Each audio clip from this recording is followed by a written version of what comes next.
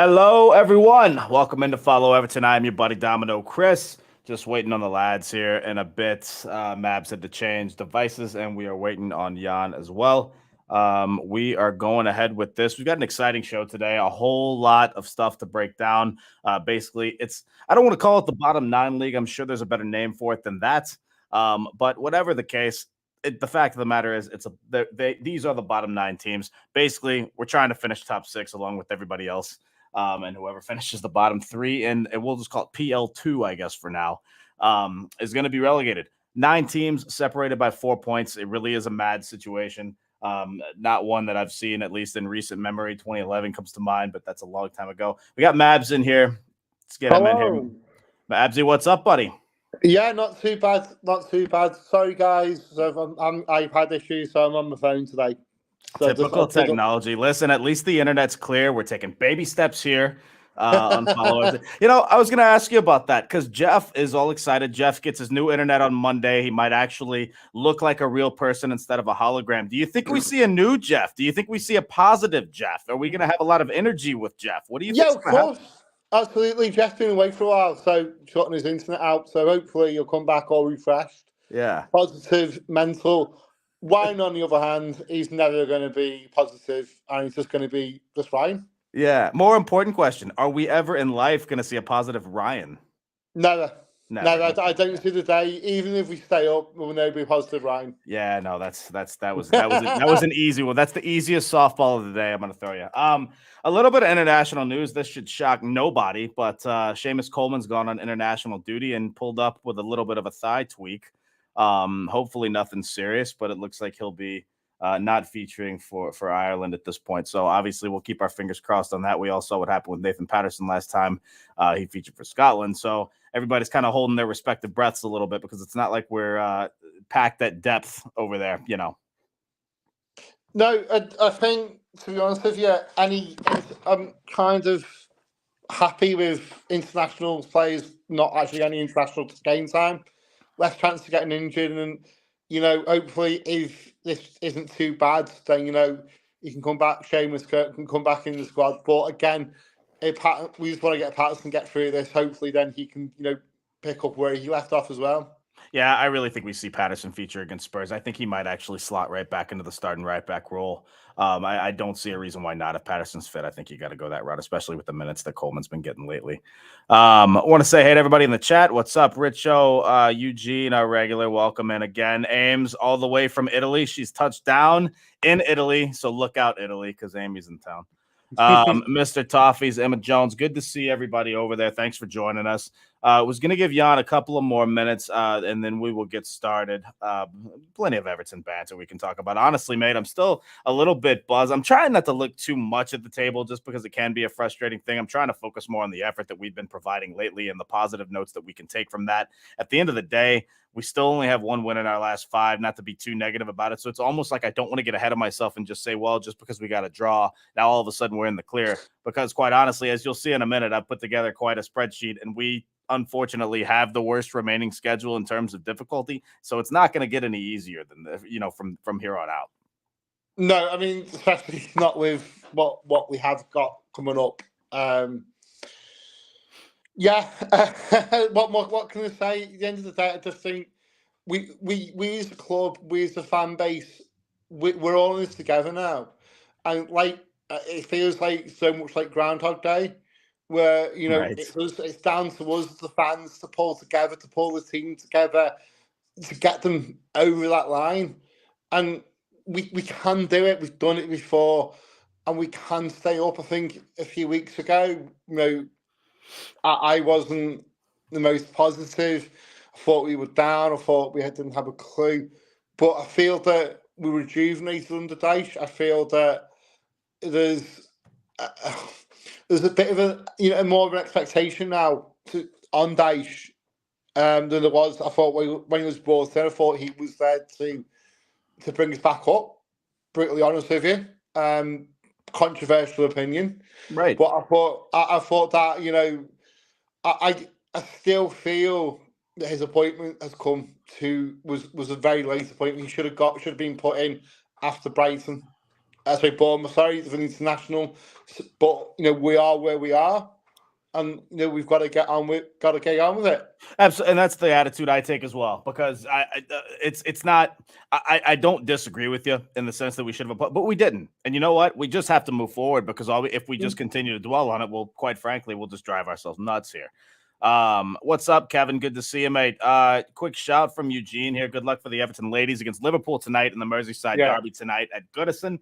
If you missed that show yesterday, Amy and I gave you a match preview. You can find it in the archives on YouTube at Follow Everton. And hey, while you're there, if you haven't already, please like, subscribe, share, tell your mates, all that good stuff. And good luck to the women. 25,000 tickets sold, I think, tonight for Goodison Park. I know. It's gonna be quite an atmosphere. Up the toffee ladies, definitely. I mean, to be fair, fortunately, I'm not going, but I feel looked on before. Someone's sitting in my seat, not happy. Don't like anyone sitting in my seat. Changing the way it feels and all that. I can respect that. I get it. Yeah. It's just one of them, innit? Your season ticket seats, your seat, innit? But absolutely. But the Blues just coming in. Dave Wezzo coming in. What's up, buddy? Good to see you. Dave Weston. All right, let me get this started here. Before we start breaking down each teams, I want to share this. Let's see if this can get on the screen right here. I wish I could make this a little bit bigger, but it doesn't look like I can. Basically, I've got the schedules of every team from left to right, 12th to 20th right here. We've got the difficulty score. Let me see if I can actually, give me 1 second. Let me try to make this a little bit bigger for everybody. Yeah, it doesn't look like it's happening. Okay, anyway, we'll get that to a little bit later. Either way, the point is, down here you can see the difficulty scores. The higher the score, okay, basically what I did was, for every opponent that you play, I attached a number to their spot in the table. For instance, if you're playing Arsenal, there's a 1 by that. If you're playing Southampton, there's a 20 by that. Basically, your remaining opponents, you want your score to be high, which means you're playing teams that are lower in the table with higher numbers. This is what we came out with. They're highlighted down here. I also put them in a table right here. Basically, the difficulty scores from top to bottom, Crystal Palace have by far the quote-unquote easiest or winnable schedule, if you like. Now, obviously, they have to score goals, which we'll get to in a bit. But 14.5 is an unbelievable score. 8 of their final 10 matches are against the other 8 teams in this quote-unquote bottom 9. They're the only one with that the ability to say that. Bournemouth have the next easiest, Leicester, and all the way down, like I said, Everton's average score here, 9.1. I divided all the combined scores by the number of games left, and this is what we came out with. Obviously, a little bit tough for some of these right away. I really can't wait to see how West Ham respond to this, given their fixture congestion, given the fact that they're still in Europe, which a lot of people forget about. And I know it's the Conference League, but even then, it's still one of those where you have to play the games, and they have a couple of games just bunched into here already with the most games left at 12 anyway, and already with a team that, quite frankly, has shown a lack of energy. And I hate to use the term giving up, Mabbs, but I don't know if you watched the West Ham Brighton game. They just absolutely stopped. They just looked like they didn't want to be there. And I don't want to say they quit on Moyes. Again, I'm not trying to throw that stone. That's the way I perceived it. I didn't see the game personally, but yeah, I've heard some people saying that kind of happened. So yeah, it's good. As I say, West Ham, it's a close one. Will Moyes, are they going to stick with Moyes? That's what I was going to ask you. Are you surprised that they've stuck with Moyes thus far? Yeah, absolutely, because the results haven't really been going the way that they want to. Pretty much West Ham, but David Gold is more of a... It's David Gold, isn't it? West Ham. Yeah, let's say David Gold and Karen Brady, they're good business people, and you think now that he would have been gone, and I don't know why he hasn't. I thought that some of the results they've been getting this season absolutely ridiculous, and the way they've been playing.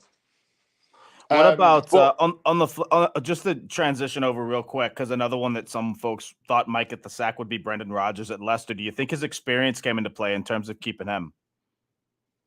Yeah, well, much said about Rodgers the best. I'm not going to give him any fucking credit. That's fair. I understand that. It just the question has to be asked, given how the recent results from Leicester in the last couple of years. Leicester have been challenging for Champions League, and all of a sudden they find themselves in 17th and struggling to get a result. It's a shocking drop for, quite frankly, both Leicester and West Ham for that matter.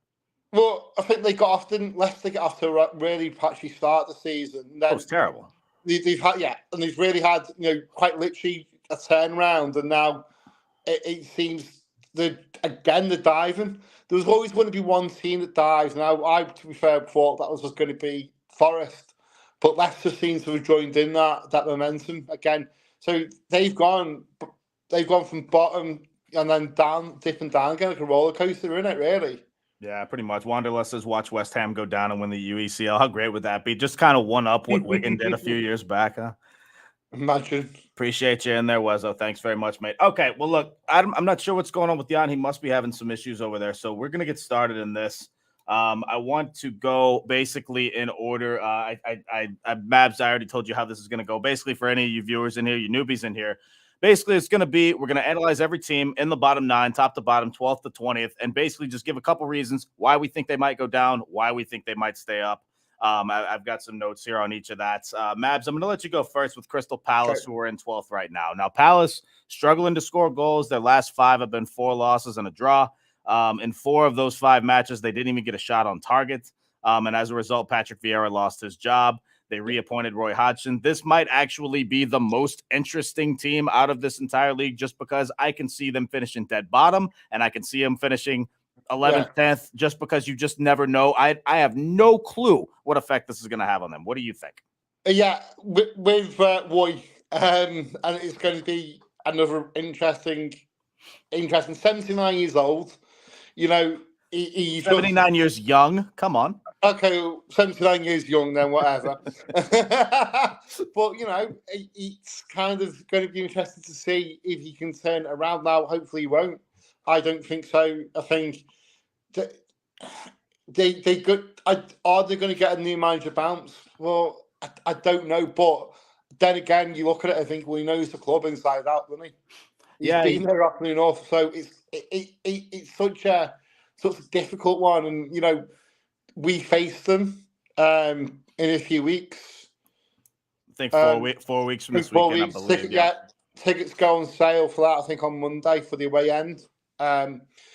We haven't done really quite well there, have we? No, it's definitely been a couple of years. I was actually at that away fixture last season, which was just miserable. I very distinctly remember that one as it, you know, obviously not a lot of fans love Benitez anyway, but that was the one where the entire away end just blatantly turned on Rafa, because that was the one where Richarlison kind of had a little bit of a niggling injury, wanted to stay on. Rafa pulls him off, and then it just becomes bedlam in the away end. Fans start having to go at each other, and it just was kind of an ugly scene. I put out a stat on the Daily a couple of days ago that I believe it was 31 goals in Hodgson's second to last season at Palace and 41 goals in the next.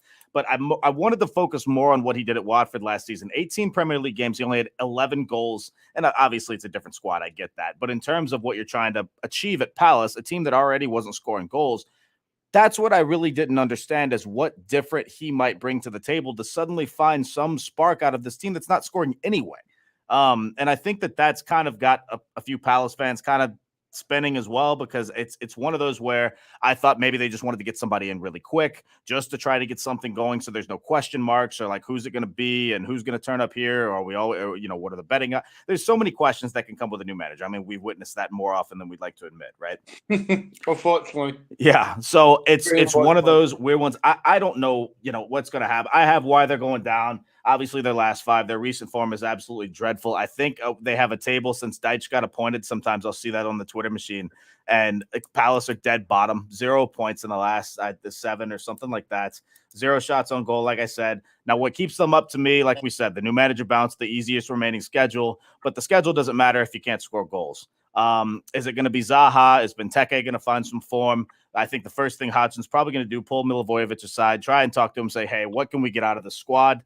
And that's all I can. I don't know if it's a pep talk thing. I'm not sure if it's going to be a team. Is it going to be a find a home for thing? Like I said, I can see Palace being a complete disaster, and I can see them finding results as well. Don't know. No, yeah, it's as I say, their fixtures are the best out of a lot of them. But you know, let's see where we go. As I say, you know, got the mighty Everton in a few weeks, so we can get hopefully better than the FA Cup quarterfinal, was it? That was a disaster. Eugene's got a good point here. The London Marathon is the next day. And the point being, if you're planning on going down there and staying overnight instead of taking the train back up, you might want to look into hotels because a mate of mine's already looked and pretty much everything is sold out. It's going to be rough traveling. No, everything about Selhurst was awful last year because you had the terrible. I don't even remember what I think the cup quarter was 4-0. We lost. Yeah, it was. I mean, I went. I remember the club paid for all our coaches. Like, hopefully they can do it again. And then if that's the case with regards to travel, hopefully they do some gesture of goodwill again. Fingers crossed. Because there was problems with the trains last year, wasn't it? Well, I lose track of it because it seems like there's problems with the train for half the fixtures at this point away.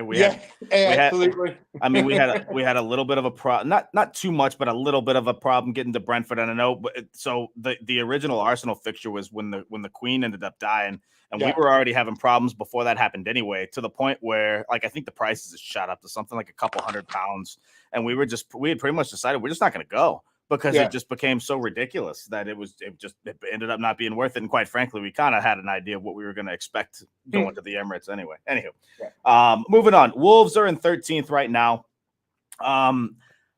Wolves are an interesting side. I've seen, obviously you can look at the 1-0 win against Spurs. You can look at the game they play against Man City. Wolves have the ability to find this kind of shock result, much like Bournemouth, which we'll get to later. But they're so inconsistent as a team. Like, I feel like they're kind of a worse version of Spurs in that you never really know what you're going to get when they step out on the pitch. They sit 13th right now. Just a few weeks ago, which seems like an eternity ago, they beat Liverpool 3-0 at home. I believe it was the next week they lost to Bournemouth 1-0 at home, which makes no sense whatsoever. Their last 5, loss, win, loss, draw. So only 4 points out of the possible last 15. I don't know where the goals are going to come from with Wolves, quite frankly. It's one of those teams that kind of reminds you of Everton a bit as well, in that the sense that they don't really have a set goal scorer. You'll find, a different player every week that just comes up with a little bit of magic. It was Traore a few weeks ago against Spurs. Don't know. Again, I hate to make the whole I don't know thing like a theme of the show, but it's one of those where there are a couple teams where they're so inconsistent that you just don't know what to expect. You know what though, Chris? I think there's no team this season. There's no team now at this point, which usually there's 1 or 2 that are way adrift, right? And they are guaranteed to be going down. But this has been, it's no cliche, but it's been a funny old season where everyone's tight in, rammed.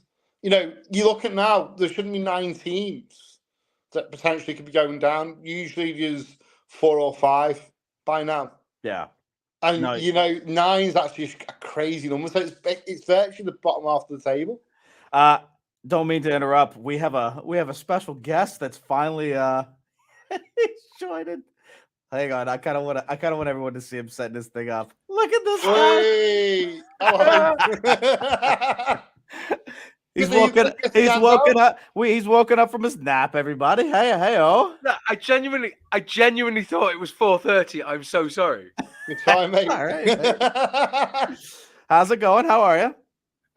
Panicked. How are you? Oh, don't panic, mate. We're fine. We're just bantering a little bit with the crowd here. We've got a great crowd, I might add. Had a great show yesterday with Amy. It's a good week. I'm telling you. There's nothing to worry about tomorrow because we're not playing. It's a little bit of ease off the mind, ease off the chest. We can just go into the weekend knowing we can just have a few bevies and just live it up a little bit, right? Absolutely. Everton aren't going to destroy our weekend. That's for sure. Absolutely. Even if we go into it with the utmost confidence, it's better when there's just no chance of it happening, right? All right, Yann, I want to catch you up a little bit. I put this together. I think I know I sent this to you, but I'm going to try and get this back on the screen really quick. Cool. Hang on 1 second. That's all right. I was doing some metrics. I was trying to work in Excel. Okay, here we go. You've already. All right. So we've got everybody's schedule as we see it right here. Obviously, some are a little bit better than normal. You want your difficulty score, if you're that team, to be a little bit higher because that means you're playing the bottom of the table. We'll get back to this in a bit, but basically what we went over already, Crystal Palace 14.5, by far and away the most winnable schedule of the rest of them. And then unfortunately Everton 9.1. We're playing a pretty tough schedule. Now, what I didn't factor into this, unfortunately, was home and away form. That would have pretty much that would have taken a whole different analytic to put together. Quite frankly, we didn't have the time to do that this week. But I was actually looking at this in preparation. I was looking at the fixtures here, and when you looked at that, Palace are playing of their remaining 10 games, 8 of them are against the other fellow sort of contenders. They are playing everybody else in that bottom 9. Yeah. It's kind of unbelievable. But if they're a bit on the meltdown and they've got Woy back in charge, Wobbly Woy. 79 years young. Wow. Right. I was just going to say that, is it not possible that there's a silver lining from that?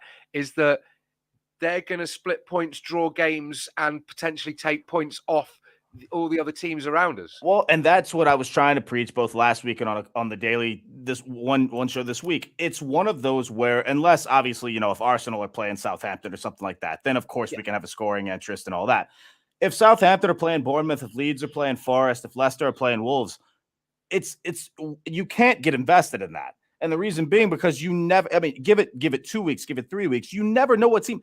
These teams are all separated by 4 points. Southampton could legitimately be 12th in 3 weeks. I know that sounds ridiculous, but what I'm saying is anything is possible. The point being, we have no clue what teams we're even going to want to win in a couple weeks. So yes, these teams are going to take points off each other. And that's why I subscribe to the Deitch mentality of we need to score our goals. We need to take care of our business. And that's that when it comes to just Everton as a whole.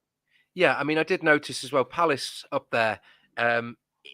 You've got to kind of notice their trajectory compared to, in a way, the fact that they do seem to be on the decline a little bit. But when you notice that, when you look at Leicester's games as well, I think it's a bit strange to include them in the mix. They've just had a bit of a dip in form. Obviously we are including them. What do you feel about their sort of remaining? A dip in form is what was it, about 6-7 weeks ago, whatever it was. I believe Leicester went away to Villa. They won 4-2. Then they're home to Spurs. They win 4-1. And we think, okay, Leicester's back. This is what we've been waiting for all season. Leicester have too much talent to be in this position. Here we go. And then nothing from their last 6, maybe 1 point, whatever it is. 4 losses and a draw in their last 5. I keep saying I'm waiting for something to click. I'm waiting for them to turn it on. And we're just not seeing it. And you can't wait forever. So it's one of those where it's like the position in the table speaks for itself. And if they're not going to put it together, then they're just not. I don't know what to expect. Leicester in this, category of 9 or whatever, Leicester are either second or first in terms of just pure talent, in my opinion. The ability to score goals. I'm pretty sure I have in my notes that they've scored the most goals out of this entire bottom league. I believe it's 38, with Leeds second and 35. And that's what I think separates them from the rest, because at least 4 out of these 9 teams, we can say, where are the goals coming from? You can't say that with Leicester. When you do these, maths is a fantastic thing to look at. Obviously, it doesn't change what happens on the day. Just looking at some of the results earlier on in the season, were absolutely mind-blowing to see like a 4-0 win against some of the top teams that you see now. Right. But do you sort of have an aggregate? Is it weighted according to previous performance? Not really. The numbers are just based on the current position of the table. That's where I went at. And so there's no real weight. Like I said, no weight against home and away form. And so that's, of course, you still have to take this with a bit of a grain of salt. It's not a dead on, perfect prediction. But I've got to praise you though. That is a wonderful bit of spreadsheeting there. Oh, thank you. I just taught myself this morning. It's very amateur now. It's okay. And I brought this up earlier. I think there's 2 real interesting teams out of this. Palace, for obvious reasons, with the new manager not being able to score goals, etc. I am so enamored with what West Ham might do, because West Ham have so many fixtures coming up. They have 12 games still coming up, a lot of which are against top sides. You look at this, 4 out of their next 5 are against top 9 teams. They have the Europa Conference League still happening as well. Moyes might have already lost the team. Their away form's dreadful. It's going to be interesting. We covered Palace and Wolves a bit ago. If you have any comments on Palace or Wolves, why they might go down, why they might stay up, throw that out there. What do you think of Palace's chances? Yeah, it's interesting to see that that aggregate for West Ham is, when you look at the fact that we could have some really juicy fixtures. You're talking about, we're talking about all 9 teams here, but the focus always is through the lens of Everton. Right. Mm-hmm. So I don't know whether you've looked at it, but when you look at some of those fixtures there, Spurs coming up in about 2 weeks, or I can see that as a winnable game. I think we will win that game. Yeah. You heard it here first, straight out of the. I'm going to give you a super early 1-0 prediction. I'm really diving off the deep end there. I know. We predicted already. Wow. I mean, we can't win any other way, apparently. So we might as well just say it now, right? Take a 1-0 and don't care. Absolutely, all day, every day. Sorry, I'm really sorry for being late. I genuinely thought stop it was 4:30. Yeah, no, it's fine. We've all it. It happens to the best of us.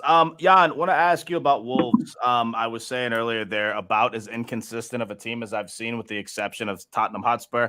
I think Wolves are kind of just a worse version of them in terms of the table. They beat Liverpool 3-0 at home, and then the next week they lose to Bournemouth 1-0. None of it makes sense. They thrashed Spurs 4-1. I'm sorry, they beat Spurs 1-0. I get them confused with Leicester, actually. Yeah. Spurs 4-1. And then they hold Chelsea to a draw, and none of it makes sense, right? So I'm not sure. Looking at their upcoming fixtures, you get Forest at the City Ground. Again, most of the season, Forest at the City Ground's been fantastic, save for the last match. You get a couple of home games against Chelsea and Brentford. I think it's one of those where Wolves are basically going to have to get these points in the next 4 or 5 matches, because after that, it's going to get very tough. What say you? See, for Wolves, it's very difficult to predict. As you say, it's up and down, and it's not a case of, is it home or away form. It's just who turns up on the day. Exactly. And I do think that with them playing certain teams like Brighton away, and I mean, you look at some of those games. I don't think that they're going to beat Arsenal. I don't think that they're. But then you look at them else as well. Obviously, Chelsea's form has gone. They're playing Chelsea at home. I could see them either winning that or losing it. Either way, you literally can't call it. Wolves are. I don't know. I feel like I'm not adding anything to this discussion, and but that's what we. There's a couple of teams I was saying. There's no definitive answer, especially with a super inconsistent team like Wolves. Like you said, I can see them picking out a 1-0 win. I could see them easily losing that game 3-0. Because until the last match, Chelsea had looked like a competent team again. And I still think Chelsea will be fine. I really think they're going to make a push towards the end of the season, but that's another show in and of itself. I want to move on to, go ahead. Sorry. Oh no, it was God, where are Wolves here? I was just putting in, I didn't have enough time. It was the raw data that really destroyed me. I mean, they held Newcastle 1-1 at the start of the season, and oh God, what was it? They were away to who was it? They were away to Spurs, and they were lucky not to get a 1-1. But then they lost at Leeds 2-1. This was all back in August. I was just. But Leeds also won at Anfield, right? So we'll drive ourselves. The early result. It's so different from week to week. The start of the season just seems like ages ago. Like, I mean, if we really want to get down to it, I would love to see this Everton. I mean, I'm just gonna make everybody upset, but I'd love to see this Everton side under Dyche play those games again. The Southamptons, the Wolves, the aways to Bournemouth. It's just like it's such a different squad now. Grinding down 0-0s and 1-0s, and yeah. Absolutely. Mabbs, Leeds United are next. Leeds are a very interesting team. From a few weeks ago, Leeds didn't look like they belonged in the same country as Everton in terms of their performance at Goodison Park. Last week, they put together 4 goals at the Molineux. A little bit of a tough next match, obviously, at the Emirates. I don't see them getting a result from that. But other than that, their next few fixtures, not the worst things in the world. They have 3 home matches in a row, especially. What do you see happening with Leeds United? I think, because looking at their games, so they got Arsenal, not Forest. So Arsenal away, not Forest home, Crystal Palace home. Again, they're going to be scrappy games. Right there, you got the shite at home. Leeds at home. Then you've got Fulham away. You know what? They're going to be interesting. I think they go down. Really? I think they go down. Looking at those games. Early predictions? Wow. Yeah. I will say their home stretch is tough. If they do, it's another one of those teams where if they don't get points in the next 5 or 6, it's really going to be dire because you have City away, Newcastle at home, West Ham away, and then Spurs at home. I mean, 3 out of your last 4 are against top 5 clubs right now, and Newcastle could very well be top 4 in the next 10 days. Yeah. It's going to be an interesting stretch.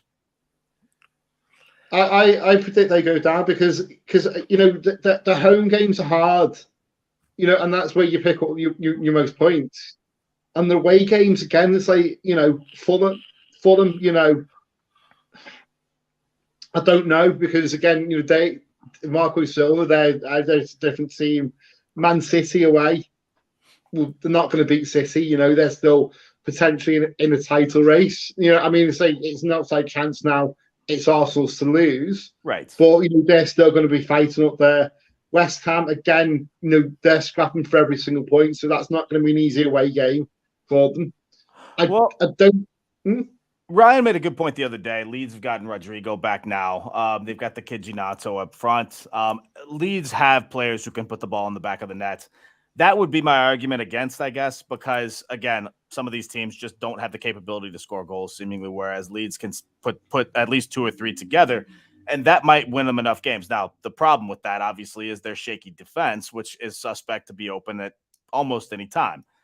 So who knows? Like even the last match against Wolves, they put 3. They go up 3-0 and quite frankly make it look somewhat easy. But what was also somewhat easy was the way that Wolves were coming back into that match. And so it's one of those where I can see Leeds even taking a few leads into these matches and not being able to hold on. And I think that's going to make it interesting. I don't know if I'm going to sit here and say they're going to go down. They're not in my bottom 3 prediction. But they're certainly a team that's going to be interesting to watch, especially if they get down into that battle spots, if you like. They've got players who obviously experienced it last season. So is that going to help them this season? Who knows? Yann, what do you think? Well, I think with Leeds, it will be telling to see, obviously, maybe I'm copying out the answer here, but how they do at Arsenal and then how they play against teams like Palace when they're going to be scrapping for those kind of points against a team that they themselves are going to be struggling. And rather telling is last season, when we started to see signs that Leeds might get relegated, was when they were losing control of games, and in doing so, they were throwing away leads. God, I was losing. And LEADS, and they were accumulating quite a few red cards. And if they don't have that defensive cohesion, and they start to do that, then it could signal a downward spiral for them. And in which case, games that they're playing against Bournemouth, if Bournemouth can hold them, even these games that are winnable to them against like Bournemouth. I mean, Leicester, I think, is going to be difficult for them. There we go. I'm a poet, even when I'm not trying. So not to dwell on this too much, but because it's a different show for another day. But as Eugene points out, the Premier League released statement on Everton. It looks as though Everton are officially being charged with a breach of the financial fair play rules. It looks as though it's the same charge that Manchester City's facing. Of course, this is when my phone's internet's not going to work. Just happened now. It's happened about 5 minutes ago. Yeah. So I think it's one of the it's one of I believe it said something. We'll have no further comment at this time, but this is the official announcement, whatever the case. So it's going to be something where more will come out in the next couple of weeks. The way Everton works, usually I'm sure about 30 minutes to an hour before match time, more will come out just to send the fans into a frenzy, et cetera, et cetera. We've seen this move before. But I honestly, I wouldn't put too much stock into that at this time, but it was kind of a breaking thing that we should report. At the end of the day, though, we quite literally had been worked last season. We were working with them to make sure that we didn't go breaching. Yeah, it's so how can they charge us? Because the rules state if you work with them, you don't get it. It's ridiculous. I agree, mate. Speaking of Everton, that is the team that we will cover next. Now, obviously, we watch quite a lot more Everton football than the other teams on this list. So we'll have a little bit more to say about that. We mentioned Spurs next as a winnable game. United at Old Trafford is going to be a little bit difficult, although in the last couple of years, we actually have performed well there. I believe we had a 3-3 draw 2020-2021. And then last season we drew 1-1 at Old Trafford. Obviously this season in the FA Cup. Honestly, we put together a decent match. I believe it was Damari Gray that had an equalizing goal called off. So the form at Old Trafford hasn't been the worst. That at least gives me a little bit of optimism going in there that we might be able to scrape a point. Would kill for a win, but would obviously take a draw away at this point, provided that our home form remains. After that, we get Fulham at home, Palace away, Newcastle at home. Everton's last 5, draw, win, draw, and then a couple of losses, Villa and Arsenal, I believe. 5 points from their last 15. Again, optimism to be taken from the last couple of matches, especially the away draw at Chelsea. But the fact remains, we have to win. And that's been a little bit tough to come by, even with these quote-unquote positive performances. Better than it's been, sure. But the points have to go on the board, Yann. Yeah, we you know what? I think Ryan kind of put the WhatsApp group a few days ago, or if they all win, if other teams around us win their games in hand, then we're actually like 19th or 18th, 19th. Yeah, but to be fair, those other teams around us, a couple of their games in hand are against us. So we still hold our own fate in our own hands. Yeah, absolutely. And you know what, though? But it's better points on the board than points not, right? Right. Okay? Absolutely. We are in control of our own destiny here, right? Okay, Tottenham, I think we could scrape a win. United, no, I don't think. I think we beat Fulham. Crystal Palace, I think we draw. Newcastle, we can beat Newcastle on a good day. Leicester, we can beat Leicester this season. Brighton, no. Man City, no. Wolves, we win. Bournemouth, we win. I'll tell you what, the City are still City at the end of the day. There has been a little bit of inconsistency the way City have played away. Last couple of matches, not too bad. City did have a draw at the City ground against Forest, and they have another one that I can't think of that was away as well. Point being, Goodison Park can be a hostile atmosphere by that point. I mean, we know that. We've seen it at its best. Also, actually, the point being is that by the time we play City, the league could be actually wrapped up anyway. You think so? I don't know about that. I still think City's going to make a run at that. I'm not giving it to Arsenal just yet. I mean, Arsenal do look like they're on a mission. I think it's 6 wins on the bounce. But City are going to be trailing and nipping at their heels, and you wonder how Arsenal's going to react to the pressure, especially, let's just say, God forbid, they have some sort of injury that kind of takes out one of their key players. It's just any sort of scenario that you could see happening to them. I'm not giving up on City just yet. It's the FA Cup. Say again, mate. Yeah, so you've got to focus. They've got 2 cups. Obviously, the Champions League is what they want, right? And they have to focus their efforts. Now, if by then the league is wrapped up, what is the point in fielding a strong team? You know, you may as well rest players. Right. And then, you know, hopefully Pep might do us a favour. But then again, I said that about Leeds losing. So again, they could do Leeds a favour as well. I want to jump ahead. I was going to wait to get to this, but I want to jump ahead since we're on that topic of, you know, going for the Champions League, going for different things. If you're West Ham, do you just send out a squad for the Europa Conference League of like U18s and just basically say, hey, we don't care about this at all because we have to focus we have an extra game now in the Premier League. The congestion is just going to be, they're probably going to have a couple of double game weeks. It's going to be mad.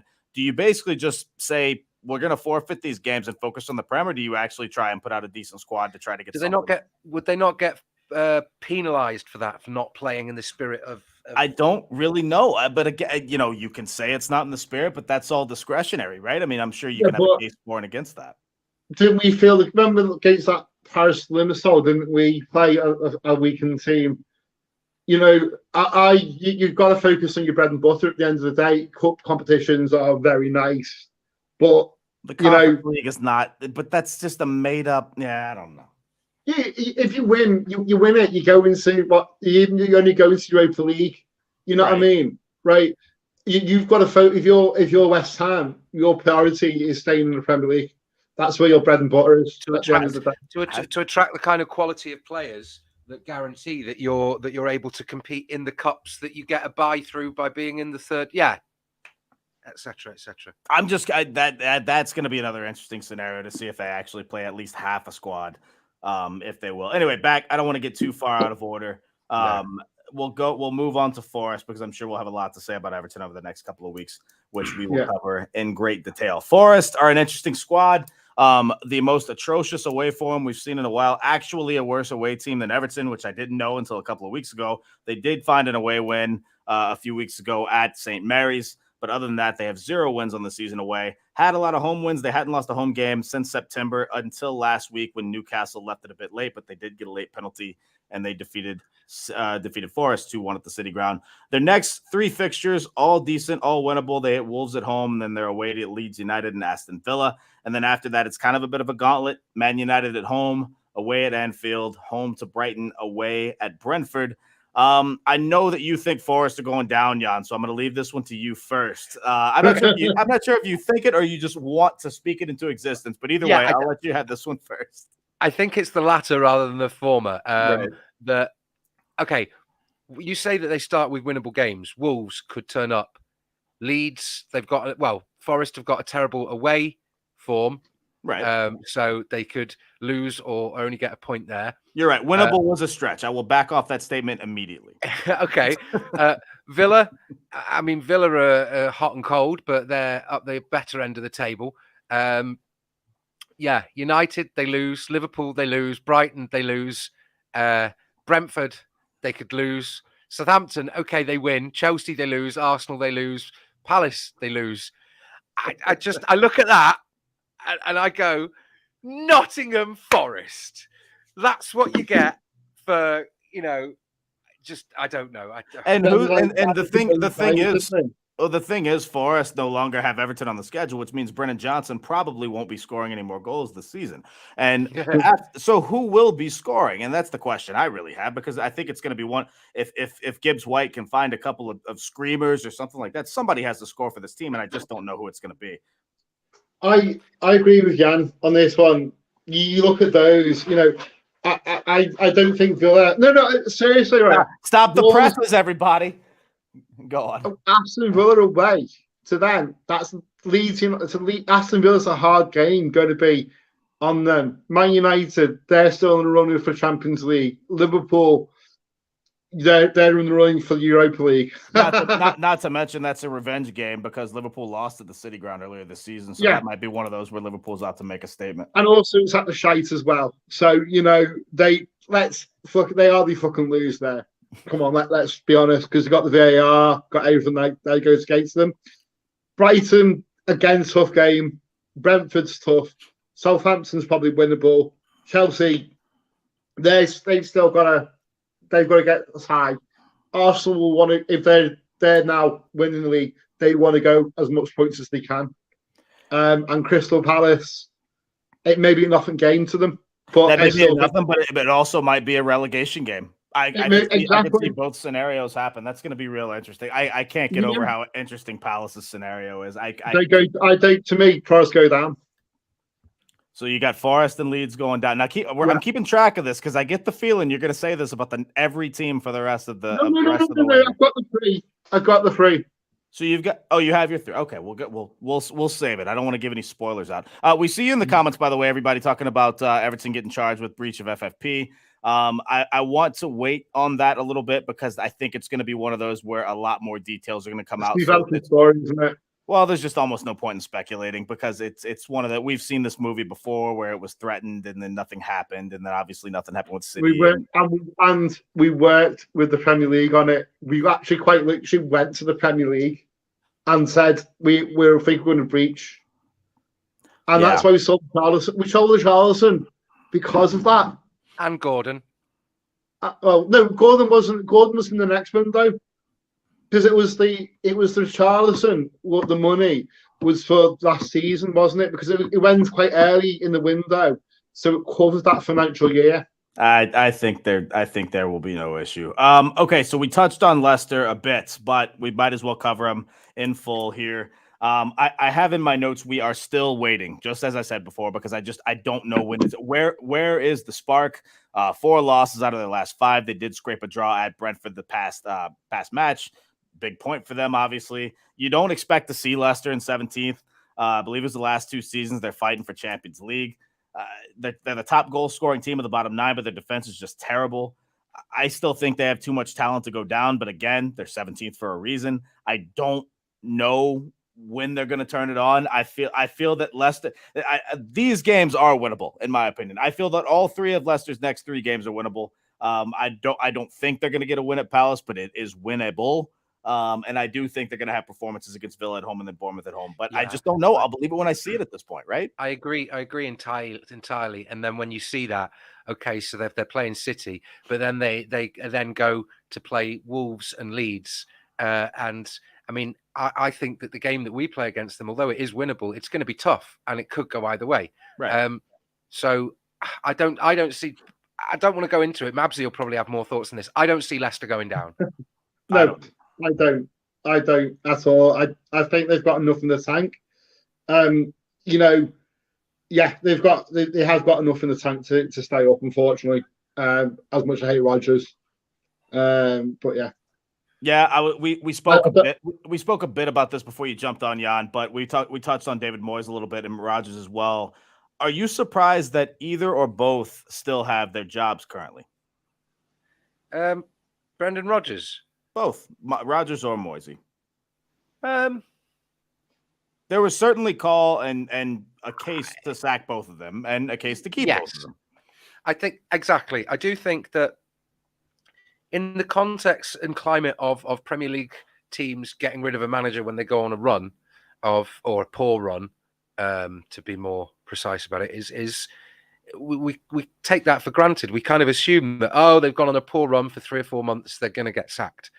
And it's different from how it used to be. I mean, Howard Kendall nearly got sacked and turned it around. But then Brendan Rodgers has demonstrated he's got the pedigree. Now, I think that there's more grounds for West Ham to sack Moyes than there is for Leicester to sack Brendan Rodgers. Because firstly, who would come in at Leicester to replace Brendan Rodgers? Would it be Moyes? But then who? Because what I see happening at West Ham is Moyes has done exactly what he did at Everton. Is he got so far, and it's showing.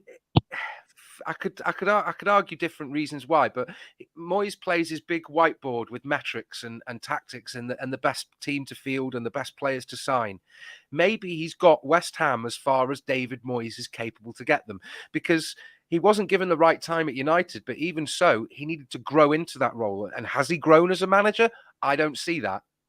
No, since United, it's not exactly been glitz and glam for Moyes, with the exception of last season, obviously, where they were pushing for a little bit more than they got. But my question, I guess, would be, do you think he's lost the team? I haven't watched all of West Ham football this season, but what I did watch, I've seen a few of their matches, but particularly the last one against Brighton. I believe it was 4-0, and it could have been 10, because that's how bad West Ham were, and that's how much they, quite frankly, gave up. I don't know whether that's... I mean, I don't know. It could be that West Ham have really fallen foul of, oh God, is this the position we're in? And, the bottom just drops out of it, and then they sort of end up falling apart. And I don't know. I mean, it would be interesting to see what would happen, whether they'd keep him if he's in a relegation battle. Is he the kind of manager that you want to see? You want to keep hold of and retain if you're staring down the barrel of the relegation gun? Because is he going to be the kind of manager that brings you back up? I don't know. Well, that's the thing. We've seen him in a battle before, and he lost that one fairly quickly with Sunderland. I forget how many years ago that's been. It's been a few years now, but that's at least the most recent relegation from Moyes' experience that I have. Yeah. I don't know what he's going to do. I mean, obviously, I was going to go ahead. I was just going to say, carry on from that. That point is, if that is the case, and West Ham start to slip even more, if they get rid of Moyes, who's going to come in? Because who's available? Jesse and Marsh. Then do you want a rudderless and do you want a rudderless ship with no direction and no resolve and no? Yeah, but everyone said that about Everton. What's that, Babs? Everyone said that about Everton. If we sack Lampard, they were going to get and all this, blah blah blah blah blah. And we got someone. There will always be someone out there that will take on the job. And you know what's? I know this name gets brought up all the time, but I really think West Ham. I don't know if that would be a Sam Allardyce job, but I think he kind of saw it going that way. I mean, find Sam. And you actually look at West Ham's now. Take Man City out of the equation here, because also I'm assuming that game's that's getting postponed. Is that right? Yeah, it has been postponed. Yeah. I want to correct myself as well, because West Ham's last match was against Villa, where they did draw 1-1, but before that was the Brighton match. But yes, West Ham's match against City has been postponed to be determined. They don't know what date that's going to be, but that further to me kind of muddles it. I believe it's a Europa Conference League thing. I would assume. But that further muddles the fixture congestion, because you don't, I mean, listen, you're not just throwing in a random game. You're throwing in City away now in the middle of whatever fixture week you have, which is just going to mess up West Ham's fixtures. I want to, what were they, mid table in terms of difficulty, maybe a little bit towards the bottom, whatever the case. I mean, just look at it. Like I said, it's got your next match is against Southampton, which will be an interesting one. They have performed better at home. To me, it's at least a little bit better that their harder games are at home the rest of the way, only because they do perform a little bit better. You think they might be able to nick one or just find some draws, any points in any way possible. Having said that, that's when that game will probably that postponed game against City will fit in, because there's going to be, as far as we can see, there's just weekend fixtures for the last 4 rounds in May. I believe so, yeah. So it's going to be a heck of an April. Man, what a month that's going to be. They do get 3 home games in the middle. It's Arsenal, Bournemouth, and Liverpool. I believe it was last season where they did find a result against Liverpool at home, but that was not the same team, obviously, that you're seeing this season. Can I just jump in on? Sorry, Chris. No, please go ahead. I mean, thank you everyone for joining us and comments and that. But there is a lot of comments at the moment about, as Kevin said, Everton have been charged under Rule W821. The same rule City have breached. And Leon says, we haven't really complied with the rules. We've lost over 300 million, is what it said, 308 or something like that. But what the rules are is that if you work with the Premier League, and which we did, we work with the Premier League, then you don't get punished. Now, it's the first offence as well. So basically, it's a first offence. We did approach the Premier League. This is in response to Burnley and Leeds approaching the Premier League and the FA at the end of last season to complain about us when they wrote a letter. So they have to respond. Is this the same Burnley that can't get their now account signed off? Is that the same one? Is that the same Burnley we're talking about? All I'm saying, for the sake of our viewers, is that this is something that we will, on the channel, we will do a video, but I don't feel that it's right without all the information, as Chris has said, without all the information at present, to see what the weight, the weight behind it is. Because at the moment, it's just a statement, and it's a statement to say that we've allegedly, or we are alleged to have been in breach of these rules. They've conducted an investigation over the last 8 to 10 months. So when there is more statements, when there's more. Whether it's a fine, whether it's a points deduction this season. It's not alleged, is it? We've been charged with it. Yeah, but even then, again, whatever the consequences will be, all it would be right now is speculation. It's almost like we're sounding like a news network when a breaking news story comes in, but it really just, that's what it is. We have no sources in terms of what the consequences will be. All it is just speculation. I mean, I will say I don't think we'll get points deducted, but again, I don't know. Who knows what's going to happen in terms of that? Some people were saying we were going to get points deducted at the end of last season, and we saw how that played out. So what I'll do is I'll just put it on in the background to see if there's anything that comes up concrete. Good. Yes, because that's what we need right now. A bunch of Sky Sports. Thanks, Yann. What a guy. All right, Mabbsy, we'll get started on Bournemouth then. Bournemouth currently 19th in the table. Quite frankly, I think they did have a result. This is going to be a weird thing to say. I really think those drop points against Arsenal are going to come back to haunt them. They did follow it up with a result against Liverpool. So if anything, they did bounce back nicely. But when you have a 2-0 lead over the league leaders at the Emirates, and then you give that up and somehow find 0 points out of that match, you would think it would affect them mentally. Their last 5, 3 losses, 2 wins. So they do have the ability to win, and more so they have the ability to find a shock result. And I'm curious if you think that will play into their potential relegation, or if they're going to sneak up on a couple of these teams. Yeah, these Bournemouth, this is where where it's going, don't you? Right. They scrape. I think they might. Here's the thing, and I don't mean to sound crass. They're just not that good. Like, they're just not a good. They're not, but but there's few other teams worse than them. Yeah, that you might be right.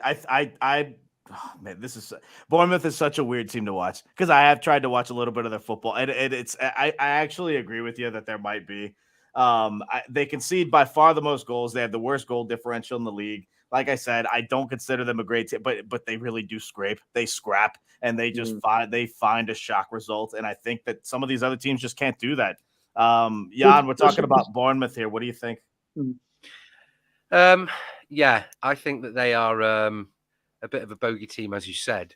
They seem to have this air about them that Burnley at times displayed, that I was surprised that they went down. Okay. Hi, Ma. I'm trying. Yeah. So I don't know. I mean, I can see them picking up points and losing points and just being very inconsistent.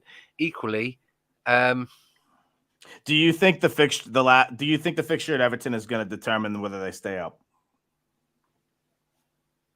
No. I don't either. No, I think we are both of our team. We're safe by. Well, there's a difference there between asking whether it's going to determine our safety or their safety. I think that, yeah, I don't think it's going to be.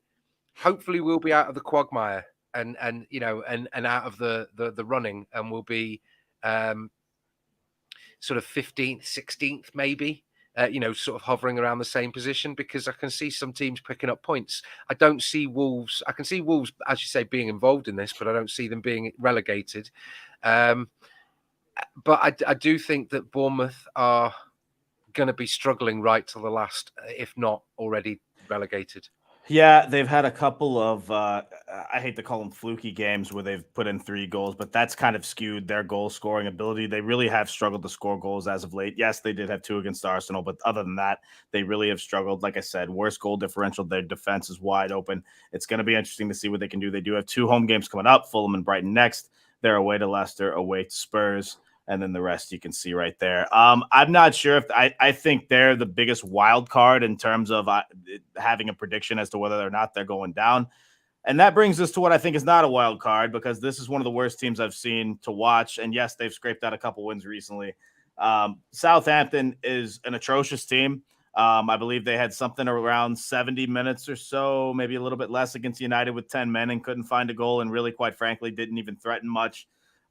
Very difficult remaining schedule. Last 5 games, 4 are against the top 9. Plus, they have Forest away, which is a tough game to play. So if Southampton don't pick up points very, very soon, which again, these fixtures look a little bit rough, I think they're going down. They're, to me, the only team that's a lock.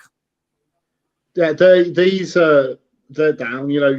West Ham, Man City, Palace, Arsenal. Have you seen a recurring theme? All these teams have got Man City, Arsenal, and Newcastle. Yeah, it is kind of weird, isn't it? I think, Bournemouth, again, that's a derby for the minute, I think. That'll be a derby, won't it? Game form, so that'll be close. I mean, Newcastle away is going to be hard for them. At St. James's Park, they're not winning that. Forest, again, that's going to be a relegation slap, isn't it? Fulham, they're not current form. No, they're not. Brighton, current form. They're not. And then the shite.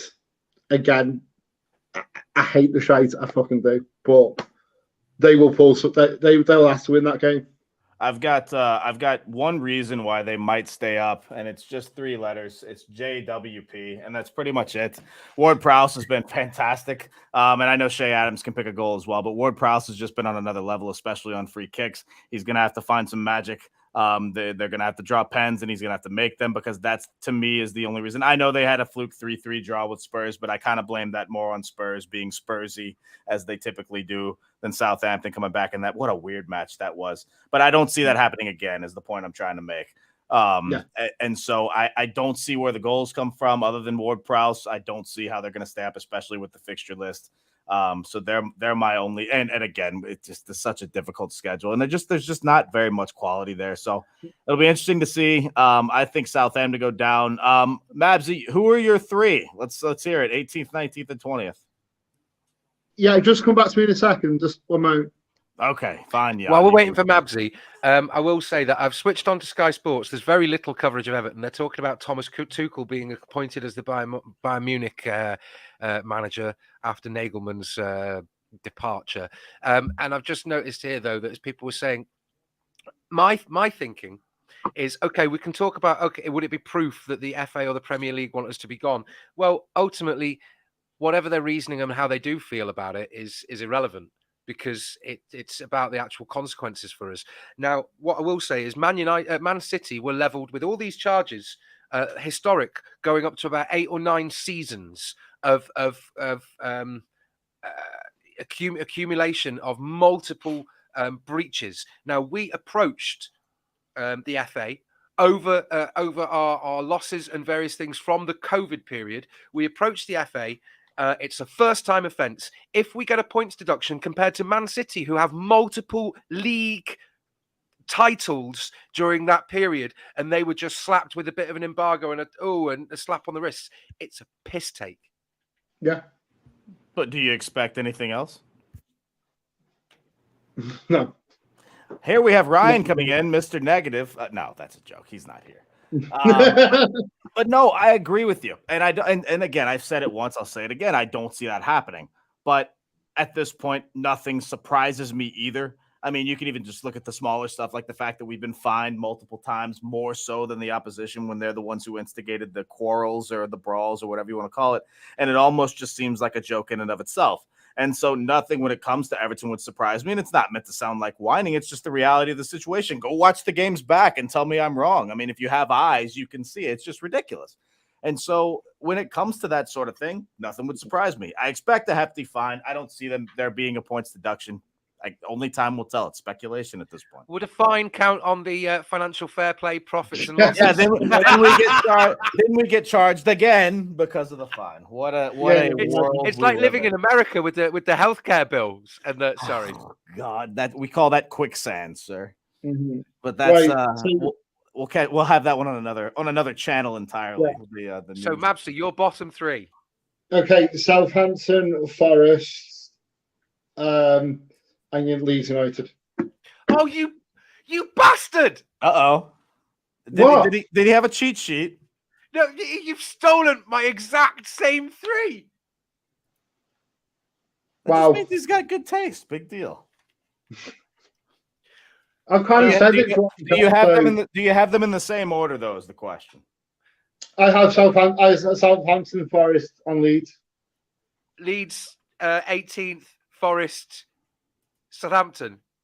Yeah. I'm gonna throw in the potential there. Then what I'll do is I can say it'll be Southampton definitely, and then any 2 from Leeds, Forest, and Bournemouth.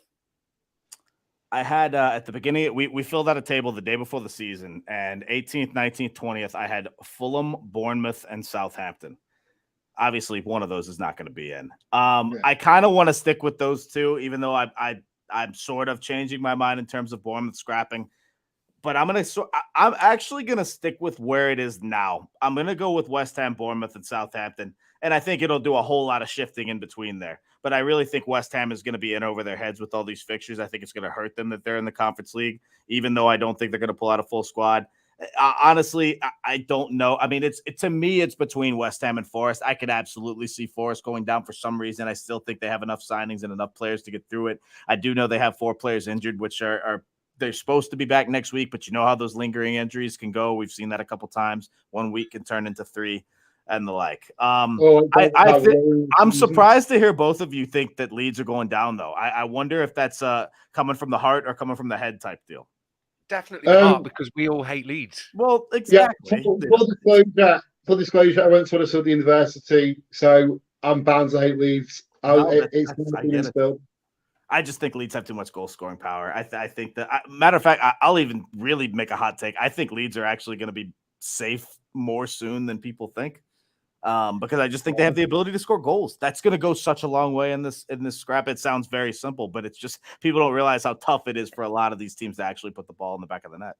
Yeah, because I didn't want to overthink it, because there was part of me that was going, well, West Ham, could they be in it? And Palace, if they just crumble and fall apart, because there's only, a handful of points in it, really. Right. You say about them being in 12th, and when you do that metric, right, the interesting thing that I wanted to see was if you'd just disregard it and just put any team that's in the bottom 9 as 15, on that weighting, on that spreadsheet that you've done, because I don't really see the big difference between, or maybe you put oh God, where is it? Maybe you put sort of 13 for Palace, Wolves, and Leeds, 15 for Everton, Forest, and City, and then like 19 for West Ham, Bournemouth, and Southampton, and then to see what happens to the aggregated difficulty, because we're in sort of. Do you see what I'm trying to say there? Because there's No, not I really. do. Yeah. It would make, and like I said, I think factoring in the home and away form might be a little bit different as well, with the exception of Wolves and maybe one other team. But Wolves are so There's nuts. so many wild cards. It's just bonkers. But that's what makes it the beautiful game, boys and girls, and that's what makes shows like this great. The ability to take it whichever way you like. You can have talking points, who you think might be going up or staying up, I should say, or going down. Let's get some predictions. We thank everybody who's watching along with us. But who do you guys think are going down? Give us your bottom 3. Don't just say it because you hate. Oh, say whatever you like. If you hate them, then just say that. But Happy days. I do. Yeah, right. I've got Neil's jumped in. He's got Southampton, Forest, and Palace. Zaha's very unhappy with Hodgson coming back, and they're dry of goals as it is. If he doesn't play well, then they're in big trouble. I actually wanted to mention Zaha, and I glossed over that when we were talking about Palace, because Zaha, to me, from what I've seen, is one of those players that certainly gets a little bit more frustrated. He's not as obviously as good of a goal scorer as Lukaku, but I saw a lot of that with Lukaku years ago. He would very much get frustrated when he wasn't getting the ball, and you'd almost see his game kind of change with it. And I think that Hodgson's first priority needs to be getting Zaha on the right page, because he's one of the only ones that can create things for Palace, and they're going to need him basically at full speed if they're going to score any goals, much less win a game, in my opinion, because their defense is not. They had, if Palace can once again find that bend but don't break defense like they had before the Arsenal game, maybe they'll be okay. But if that's anything that's going to tell, their defense is going to struggle. Do you know that mentality of of having to reconcile the ghosts of potential lives that people have when they go, oh, I should have done this, or I was in this position and I was set back here and I didn't do that. And I feel that Zaha at times, when he's not performing, when he's not being the standout man at Palace, he's sort of, it almost looks as if he's crippled by that frustration that he didn't make a big move when he should have done maybe 4 or 5 years ago, to a team like United, or I mean, there was talks of him potentially coming to Everton. Didn't we put in a couple of offers? There's been talks about that every transfer window that I can remember, quite honestly.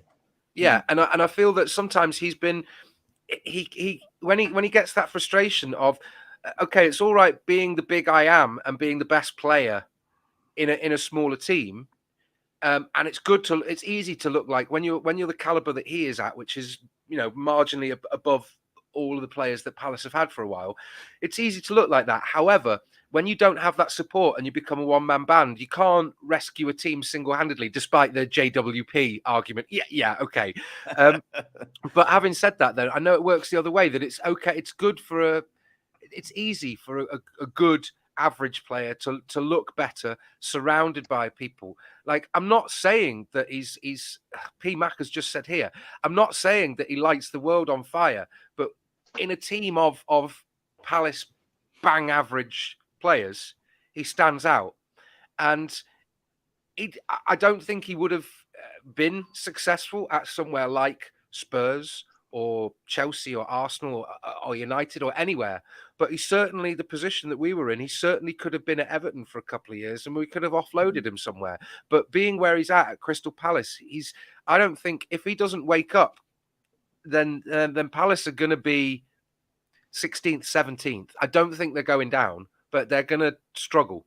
because I just think there's other teams that are worse than them. That's kind of the argument I was going to have as well. It's not even necessarily that, we call them winnable games. It's not like they're going to blow these teams away, but I do think that there are teams that are much worse than they are. I don't see Palace losing at St. Mary's. I don't see Palace losing to a team, honestly, at home like West Ham or Bournemouth. I don't see it. Or Forest, the last game of the season. I mean, Palace will at least scrape draws out of this, and quite honestly, they'll probably nick a couple of these 1-0, 2-0, 2-1, whatever the case. So I agree with you, but at the same time, until the goals go on the board, I have to believe it when I see it, just because of their lack of creativity recently. I mean, we say this. I think the only, for me, Guys, let me ask this, please. Okay, sorry. Okay. It's good to see you, Mabbs. Oh, see you, Mabbs. Take care, buddy. He's gone. That's okay. No, I know. It's all right. I think it's my delayed entrance that cocked everything up. I'm sorry. I genuinely thought it was 4:30 with it being a Friday, and I don't know. Totally cool. Next time I'll give you the American time, and maybe we'll get it right. Oh Lord.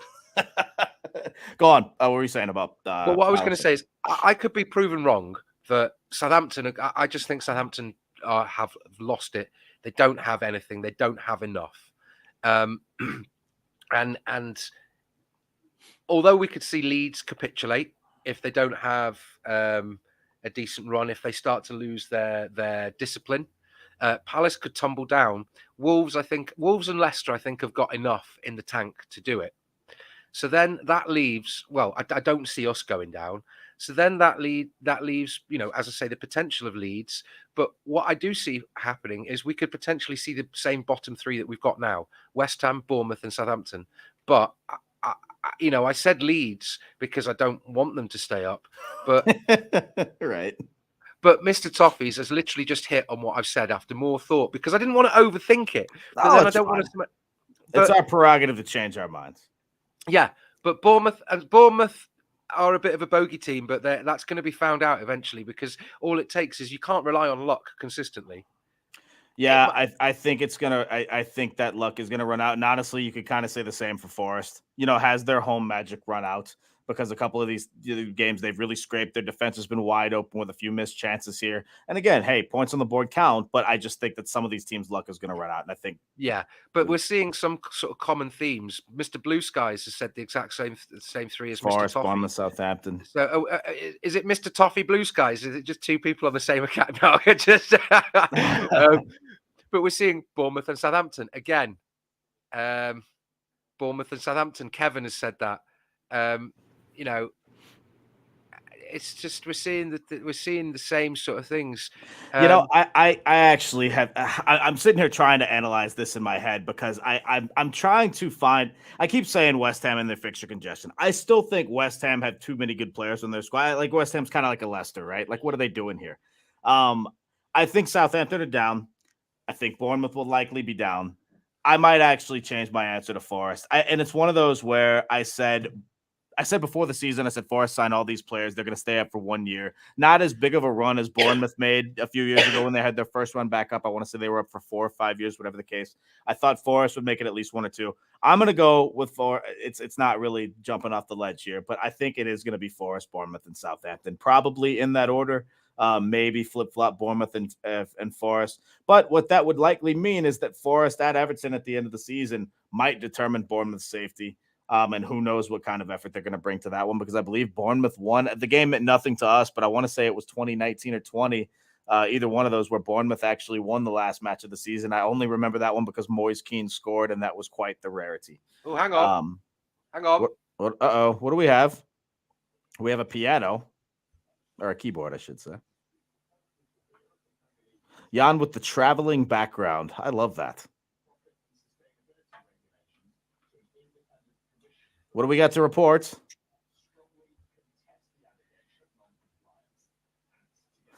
Everton strongly contest the allegation of non-compliance. What a shocker. And it's the club remain. I mean, this is probably a statement crafted by the DBB crew. If it's on the website, if I can find it real quick. Yeah, it's a statement released by the club. They've been referred to an independent commission. Yeah, still not on the front page of the website yet. Acted in good faith at all times. Yeah, pretty much what you just said. It's just made the website. Sorry about that. Oh, no, you're But fine. anyway. Everton Football Club is disappointed to hear of the Premier League's decision to refer an allegation of a breach of profit and sustainability regulations to an independent commission for review. The club strongly contests the allegation of noncompliance and, together with its independent team of experts, is entirely confident that it remains compliant with all financial rules and regulations. Everton is prepared to robustly defend its position to the commission. The club has, over several years, provided information to the Premier League in an open and transparent manner and has consciously chosen to act with the utmost good faith at all times. The club will not be making any further comment at this time. I'm Domino Chris for Follow Everton. Back to you. Thank you very much. Straight from the scene of the, I don't want to say crime. Listen, we've said it before. It is speculation until it's not, right? We can sit here and say what might happen. The fact is, nobody really knows. Yes, we've been charged. To me, honestly, at this point, what are we going to get charged with tomorrow? Because it's all an effing witch hunt, and I hate to be that guy, but I just really think that's where we're at now. No, I don't. No. So if we look at it in the context of Manchester City not being penalised with points, and they just get essentially a slap on the wrists for a whole back catalogue of historic claims, hundreds of them, right? And the way that the league is dealing with Ivan Toney, the way that they do certain things. Can we actually talk about Toney? By the way, sorry, I didn't mean to interrupt you, but we it was one of those where coming up against Brentford, it was one of those. I'll just finish what I was saying. Go. So what I was going to say is, if there is any common sense, if they have a range of sanctions or a punishment window that they can do, it makes absolutely no sense that they would see Everton. That they would choose to penalise Everton and potentially relegate them when we're moving to a new stadium. We're promoting a lot, in terms of Everton in the community, the women's football, with literally a piece on at the moment with the Derby game being played at Goodison tonight.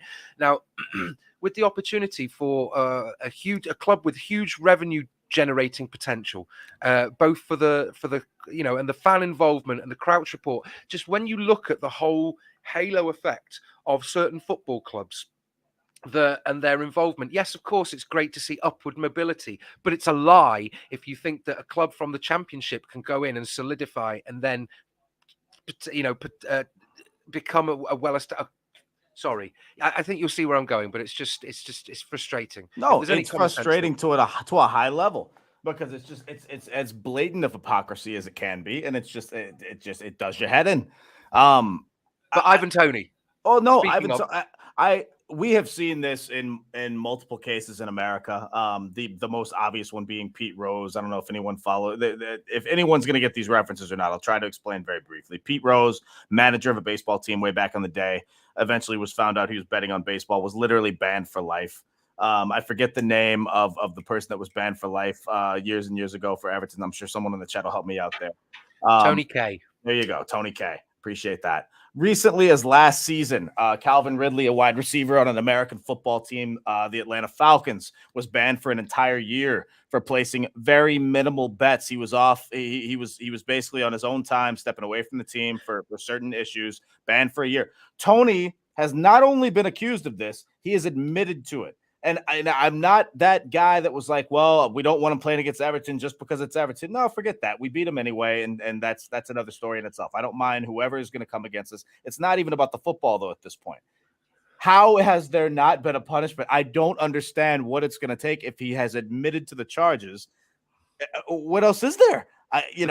As you say, it's not just about the football or the sport. It becomes personal but when you talk about all these charges levied, I mean, how long was the guy banned for? What was his name for having an illegal dogfighting ring? At least a year. I want to say he actually served 16 to 18 months in prison, I believe. Yeah. Okay, but then he's still eligible to play after. And then he comes back and play. Yeah, he played for another team for a couple of years. One question. Well, two words in the form of one question.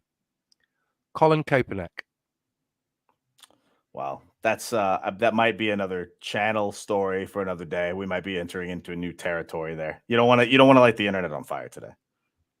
But you know what I'm trying to say, though. I think I might know which avenue you're going. There's a little bit of hypocrisy in certain areas. I don't know what my thing with Tony is, if they haven't done anything yet, what will they do and when are they going to do it? Because obviously we made the joke, well, it's going to be right after he bags a hat trick against Everton, right? Didn't really think it was going to happen. But when is it going to happen? Brentford aren't making a serious top 4 push. I mean, I guess technically they're up there. They could easily challenge for top 6. But is that what it's going to be? Fair, they could potentially finish above Liverpool. That would be interesting. That would be quite interesting. I don't see that one. Liverpool have a game in hand on the same point total, but you'd never know what result you're going to get out of either. Brighton have got a game in hand on Liverpool, and they're on the same points. Well, that's. Can you imagine Liverpool not in Europe next season? Or scrapping it. Imagine it. What do you think I've been doing when I reach over for the? Oh, sorry, later. No, yeah. Oh, Anyway. So much speculation. So many games left to play. We had a really good time breaking this down today. I hope you did as well. Thanks for all the predictions and thanks for everybody joining us. Yann, any final thoughts from you, my friend? No, never. Oh, well, that's a great wrap. No, go on.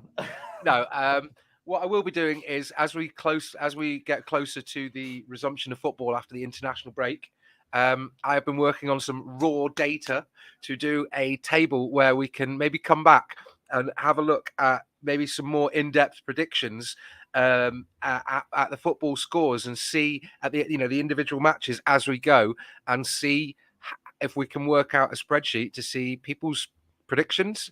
Send in your scores from the comments and we can work out your final league tables based on these. I am genuinely excited to see how much this table is going to change from week to week and the panic on everyone's mind, whether it be supporters of Everton or supporters of Wolves, or because like I said, there will be teams on a weekly basis that go from 13th or 14th to 18th or 19th and back up and back down. It is going to be the most yo-yo nonsensical shifts you've ever seen. And I'm here for it, provided that we're not in the drop. Obviously, I'm not here for that. But yeah, nonetheless, it's going to be fun. I'm looking forward to the prediction shows. If you liked us, hey, please throw us a like, throw us a subscribe.